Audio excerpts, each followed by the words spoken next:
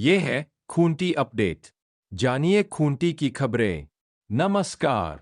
Banking system से परेशान जनता की समस्या सुदीप ने विधानसभा में उठाया। तोरपा विधानसभा क्षेत्र अंतर्गत सिमडेगा जिले के बानो प्रखंड में बैंकिंग सिस्टम के कारण 1.5 लाख से ज्यादा लोगों को हो रही परेशानी का मुद्दा विधायक सुदीप गुड़िया ने विधानसभा में उठाया। उन्होंने कहा कि बानो प्रखंड में 50 किलोमीटर के दायरे में एकमात्र बैंक ऑफ इंडिया की शाखा है। इस बैंक में 1.5 लाख से ज्यादा खाताधारी है, जिससे एकमात्र बैंक शाखा पर ग्राहकों का अत्यधिक भार होता है। विधायक ने कहा कि सैलरी, पेंशन, छात्रवृत्ति आदि सुविधाओं के लिए जनता मात्र एक बैंक शाखा पर आश्रित है। उन्होंने कहा कि बैंक शाखा एक छोटे भवन के ऊपर तल्ले पर अवस्थित है, जिससे लोगों को विशेषकर बुजुर्गों एवं दिव्यांगों को संकीर्ण सीढ़ी से उतरने चढ़ने में दिक्कत होती है। कार्यक्षमता से अधिक भीड़ होने के कारण लोगों को भारी समस्या हो रही है। पूर्व में अत्यधिक भीड़ से चोटिल होकर एक महिला की अंगुली भी कट चुकी है। सुबह 6 बजे से लाइन लगने के बाद भी कई लोग काउंटर तक नहीं पहुंच पाते हैं। विधायक ने मांग करते हुए कहा कि बैंक ऑफ इंडिया की शाखा को अन्यत्र उचित स्थान में स्थानांतरित किया जाए। साथ ही क्षेत्र की जनता की मांग अनुरूप बानो प्रखंड के जमती पंचायत के हुरदा में भी एक बैंक शाखा खोली जाए। मुरहू अंचल कार्यालय में प्रत्येक बुधवार को लगेगा शिविर। मुरहू के अंचल कार्यालय में अब प्रत्येक बुधवार को राजस्व शिविर लगाया जाएगा, जिसमें अंचल में दाखिल खारिज, उत्तराधिकारी, आपसी बंटवारानामा, दाखिल खारिज, पंजी 2 में सुधार, भू मापी, ऑनलाइन लगान रसीद से संबंधित आवेदनों का ससमय निष्पादन किया जाएगा।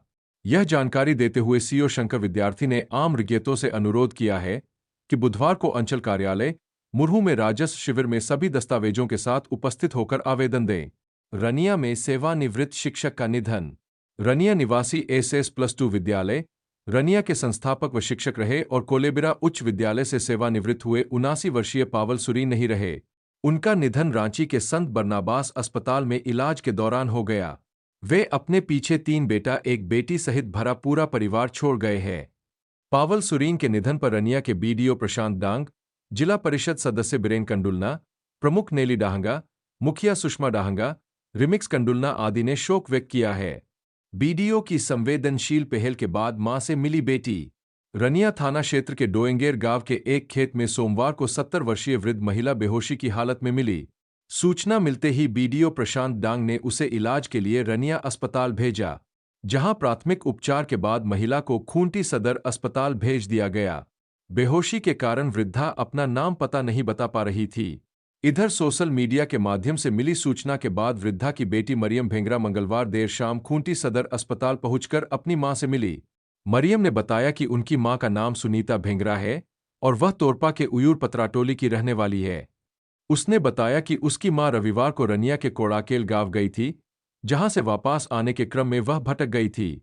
खूंटी जिले में पहली बार नीट परीक्षा का होगा आयोजन। खूंटी जिले में पहली बार नीट परीक्षा का आयोजन किया जा रहा है।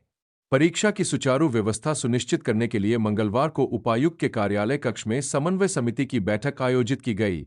बैठक में जिला शिक्षा पदाधिकारी ने जानकारी दी कि खूंटी जिले में लगभग 140 परीक्षार्थी नीट परीक्षा में शामिल होंगे। परीक्षा का आयोजन 4 मई को किया जाएगा, जिसके लिए उर्सुलाइन कॉन्वेंट गर्ल्स स्कूल एवं केंद्रीय विद्यालय को परीक्षा केंद्र के रूप में चयनित किया गया है।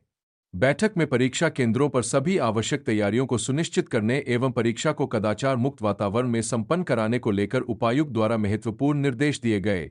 उपायुक्त ने संबंधित अधिकारियों को परीक्षा केंद्रों का निरीक्षण करने एवं समुचित प्रबंध सुनिश्चित करने के निर्देश दिए।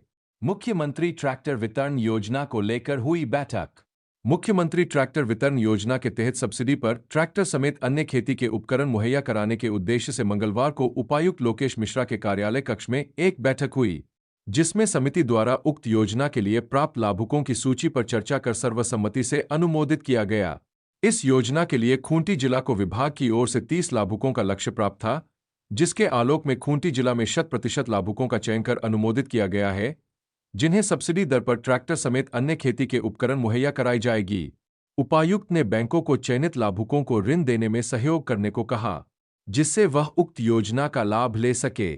उपायुक्त ने किया करा अंचल कार्यालय का निरीक्षण, लंबित मामलों के ससमय निष्पादन के दिए गए निर्देश। उपायुक्त लोकेश मिश्रा के द्वारा मंगलवार को अंचल कार्यालय करा का निरीक्षण किया गया। इस दौरान उन्होंने कार्यालय में कर्मियों की उपस्थिति, उनके कार्यों की प्रगति, भूमि जमाबंदी, दाखिल खारिज, सर्टिफिकेट से जुड़े मामलों के निष्पादन एवं अंचल से जुड़े विभिन्न कार्यों की समीक्षा की। निरीक्षण के दौरान उपायुक्त ने संबंधित पदाधिकारियों एवं कर्मियों को निर्देशित किया कि वे कार्यालय में 100% उपस्थिति सुनिश्चित करें तथा अंचल में लंबित मामलों का त्वरित एवं पारदर्शी तरीके से निपटारा करें। उन्होंने कहा कि नागरिकों को सुगम और पारदर्शी सेवाएं प्रदान करना जिला प्रशासन की प्राथमिकता है। उपायुक्त ने हल्कावार समीक्षा करते हुए लंबित दाखिल खारिज के मामले, जाति, आवासीय एवं आय सर्टिफिकेट से संबंधित मामले एवं अन्य मामलों का निष्पादन निर्धारित समय पर करने का निर्देश दिया। उपायुक्त ने कहा कि कोई भी दाखिल खारिज या सर्टिफिकेट से संबंधित आवेदन को बिना किसी कारण लंबित न रखे, प्राथमिकता के आधार पर निर्धारित समय पर मामलों का निष्पादन सुनिश्चित करें। यदि आवेदकों के पर्याप्त दस्तावेज नहीं है, तो आवश्यक रूप से रिमार्क्स, कारण लिखते हुए निर्णय लें। किसी भी परिस्थिति में बिना